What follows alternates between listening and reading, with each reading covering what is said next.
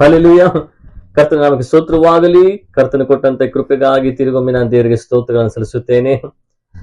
ಈ ದಿನ ಧ್ಯಾನಕ್ಕಾಗಿ ಲೂಕನ ಬರೆದ ಸುವಾರ್ತೆ 7ನೇ ಅಧ್ಯಾಯ 50ನೇ ವಚನ ಹೀಗೆ ಹೇಳ್ತದೆ: ನಿನ್ನ ನಂಬಿಕೆಯೇ ನಿನ್ನನ್ನು ರಕ್ಷಿಸಿ ಅದೇ, ಸಮಾಧಾನದಿಂದ ಹೋಗು ಎಂದು ಹೇಳಿದನು. ದೇವರ ವಾಕ್ಯ ಹೇಳ್ತದೆ, ನಿನ್ನ ನಂಬಿಕೆಯೇ ನಿನ್ನನ್ನ ರಕ್ಷಿಸಿದೆ.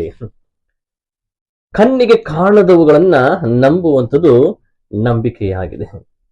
ದೇವರಿದ್ದಾನೆ, ದೇವರು ಜೀವಿಸುತ್ತಿದ್ದಾನೆ, ನಮ್ಮ ಕಷ್ಟಗಳನ್ನು ನೋಡುತ್ತಿದ್ದಾನೆ, ನಮ್ಮ ಪ್ರಾರ್ಥನೆಗಳನ್ನು ಕೇಳುತ್ತಾನೆ, ನಮ್ಮ ಪ್ರಾರ್ಥನೆಗಳಿಗೆ ಸದುತ್ತರವನ್ನು ದಯಪಾಲಿಸುತ್ತಾನೆ ಎಂಬುವಂಥದ್ದು ನಂಬಿಕೆಯಾಗಿದೆ. ನಂಬಿಕೆ ಇಲ್ಲದೆ ದೇವರನ್ನ ಮೆಚ್ಚಿಸುವುದು ಅಸಾಧ್ಯ ಎಂಬುದಾಗಿ ಇಬ್ರಿಯ ಪತ್ರಿಕೆಯಲ್ಲಿ ನಾವು ಗಮನಿಸುವಂತರಾಗಿದೆ. ಪ್ರಿಯರೇ, ನಮ್ಮ ಜೀವನದಲ್ಲಿ ಇರುವಂತಹ ಎಂತಹ ಪರಿಸ್ಥಿತಿಗಳು ನಾವು ಹಾದು ಹೋಗುವಾಗ, ಅವುಗಳನ್ನು ಎದುರಿಸುವಾಗ, ನಮ್ಮ ಜೀವನದಲ್ಲಿ ನಾವು ಅನುಭವಿಸುವಂತಹ ಅನೇಕ ನೋವುಗಳು, ಬೇನೆಗಳು, ಪೆಟ್ಟುಗಳು ದೇವರ ವಾಕ್ಯದಲ್ಲಿ ಗಮನಿಸುವಂತರಾಗಿದ್ದೇವೆ. ಇವೆಲ್ಲವುಗಳನ್ನ ನಾವು ಜಯಿಸಿ ಬರಬೇಕಾದ್ರೆ ನಮಗೆ ನಂಬಿಕೆಯು ಬೇಕಾಗಿದೆ. ಹಾಗಾದ್ರೆ ನಂಬಿಕೆಯು ಹೇಗೆ ಬರುತ್ತದೆ? ದೇವರ ವಾಕ್ಯವನ್ನ ಕೇಳುವುದರಿಂದ ನಮಗೆ ನಂಬಿಕೆ ಉಂಟಾಗುವಂತದ್ದಾಗಿದೆ. ಪ್ರಿಯರೇ, ಇವತ್ತು ನಾವು ನಂಬಿಕೆಯಲ್ಲಿ ನಾವು ಸ್ಥಿರವಾಗಿದ್ದೇವಾ? ನಂಬಿಕೆಯನ್ನು ಕಳೆದುಕೊಳ್ಳುತ್ತಾ ಇದ್ದೇವಾ?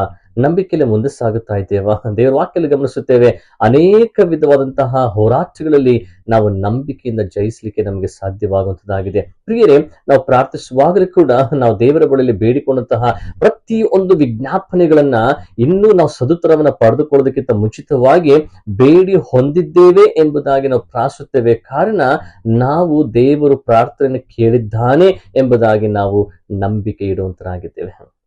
ದೇವರ ವಾಕ್ಯದಲ್ಲಿ ಬರೆಯಲ್ಪಟ್ಟಿರುವ ಪ್ರಕಾರವಾಗಿ ನಂಬಿಕೆಯಿಂದ ಅದ್ಭುತಗಳನ್ನ ಕಾಣುತ್ತೆ, ನಂಬಿಕೆಯಿಂದ ಬಿಡುಗಡೆಗಳನ್ನ ಕಾಣುತ್ತೆ. ಸಮಾಧಾನದಿಂದ ಹೋಗು. ಪ್ರಿಯರೇ, ಇವತ್ತು ನಾವು ದೇವರಲ್ಲಿ ಸಮಾಧಾನದಿಂದ ಇರೋಣ. ನಂಬಿಕೆಯನ್ನು ಕಳೆದುಕೊಳ್ಳದಿರೋರಾಗಿ, ಎಂತ ಹೋರಾಟಗಳು, ಪರಿಸ್ಥಿತಿಗಳು ಇದ್ರೂ ಕೂಡ ನಂಬಿಕೆಯಿಂದ ಮುಂದೆ ಸಾಗುವಾಗ ದೇವರು ಒಂದು ದಿನವನ್ನ ನೇಮಕ ಮಾಡಿದ್ದಾನೆ. ಆ ದಿನದಲ್ಲಿ ಸದುತ್ತರವನ್ನು ಕೊಡುತ್ತಾನೆ. ಆ ದಿನದಲ್ಲಿ ನಮ್ಮ ಪ್ರಾರ್ಥನೆಯಲ್ಲಿ ಉತ್ತರವನ್ನು ಕೊಡುತ್ತಾನೆ. ನನ್ನ ಪರಿಸ್ಥಿತಿಗಳನ್ನು ಬದಲಾಯಿಸುತ್ತಾನೆ ಎಂಬುದಾಗಿ ಮುಂದೆ ಸಾಗುವಂಥದ್ದು ನಂಬಿಕೆಯಾಗಿದೆ. ಆ ನಂಬಿಕೆಯಲ್ಲಿ ನಾವು ಸ್ಥಿರವಾಗಿ ನಿಲ್ಲೋಣ. ದೇವರ ಆಶೀರ್ವಾದಗಳನ್ನ ಪಡೆದುಕೊಳ್ಳೋಣ. ಪ್ರಾರ್ಥಿಸೋಣ.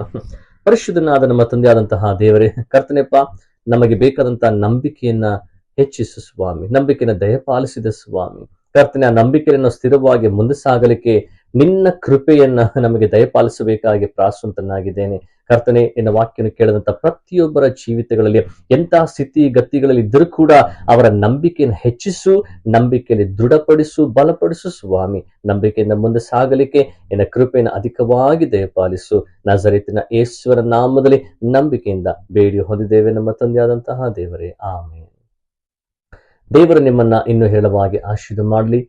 ನಮ್ಮ ಚಾನೆಲ್ನ ಸಬ್ಸ್ಕ್ರೈಬ್ ಮಾಡಿ, ಲೈಕ್ ಮಾಡಿ, ಶೇರ್ ಮಾಡಿ, ಕಮೆಂಟ್ ಮಾಡಿ. ದೇವರು ಇನ್ನೂ ಹೆಚ್ಚಾಗಿ ನಿಮ್ಮನ್ನ ಆಶೀರ್ವದಿಸಿ ಬಲಪಡಿಸಲಿ. Price the lord.